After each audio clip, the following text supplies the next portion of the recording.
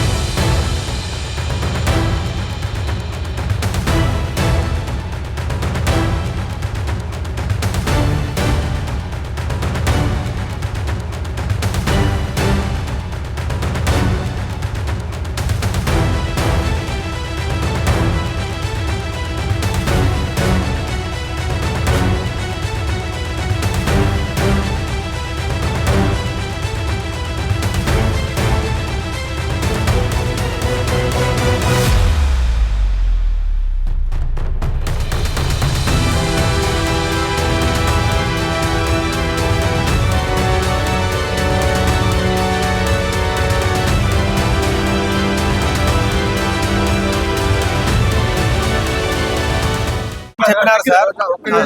2 lakhs illegal transaction జరిగింది. దాని గురించి మేము అరెస్ట్ చేయాలి అని అన్నారు. అరెస్ట్ చేయాలంటే అరెస్ట్ వారెంట్ ఉండాలి. మీరు దగ్గర వారెంట్ ఉందా? నాన్ కాగ్నిజిబుల్ అఫెన్స్ అని అడిగాము. వారెంట్ లేదని చెప్పారు. పోనీ ఫారెన్ పాస్పోర్ట్ ఉందా మీ దగ్గర అన్నాము. పాస్పోర్ట్ కూడా తేలేదన్నమాట. కాబట్టి మీరు 41 నోటీస్ ఇవ్వడానికి అర్హులు తప్ప అర్నేష్ కుమార్ జడ్జిమెంట్ ప్రకారం మీరు చదువుకోండి. దాని ప్రకారం మీరు ఓన్లీ 41 నోటీస్ ఇష్యూ చేసి వెళ్ళాలి తప్ప అరెస్ట్ చేయడానికి లేదండి. ఇక్కడ కోర్టులో ప్రొడ్యూస్ చేయడం కూడా మీకు రైట్ లేదని చెప్పామండి. ఆ విషయము అదే విషయాన్ని ఎస్పీ గారికి ఇన్ఫర్మేషన్ ఇచ్చారు. As per the direction SP గారు చెప్పిన దాని ప్రకారం మేము చేస్తామని పోలీసులు చెప్తున్నారు. ఎప్పుడు కేసు అది? 2022 అంటే 2022 అండి. 420-419 అండి. చార్జ్ షీట్ కాదండి. చార్జ్ షీట్ వేయలేదు. అసలు ఎఫ్ఐఆర్ ఇన్వెస్టిగేషన్లో ఉందంటున్నారు. ఆ ఎఫ్ఐఆర్ కాపీ, ఒరిజినల్ కాపీ వాళ్ళు చూపించిన దాంట్లో కూడా క్లియర్గా మనకేమి 419, 420 చూపిస్తున్నారు అంతే అనమాట. బట్ కాకపోతే పాస్పోర్ట్ ఇక్కడ ఒక స్టేట్ నుంచి ఇంకో స్టేట్కి వచ్చి లిఫ్ట్ చేయాలంటే ఫారిన్ పాస్పోర్ట్ ఉండాలి. ఆ పేరు ఉందని చెప్తున్నారండి. చూసామన్నమాట. పేరుందని చెప్తారు. ఎఫ్ఐఆర్ కాపీ మన స్టైల్లో లేదనమాట. అది వాళ్ళు వేరే కాపీ తెచ్చారు.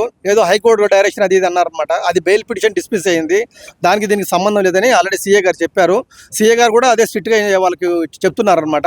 ఇది మీరు అరెస్ట్ చేయడానికి లేదండి, దీంట్లో మీకు ఆ రైట్ లేదు, మీరు 41 నోటీస్ ఇష్యూ చేసి మాత్రమే వెళ్ళాలి అని చెప్తున్నారంట. ఏం కేసు సార్ అసలు? చీటింగ్ కేసు అండి. 420 చీటింగ్ కేసు అనమాట. హాయ్, నేను మీ ఆర్పి పట్నాయక్. ప్లీజ్ సబ్స్క్రైబ్ టు దూత media. For more updates, please subscribe దూత మీడియా.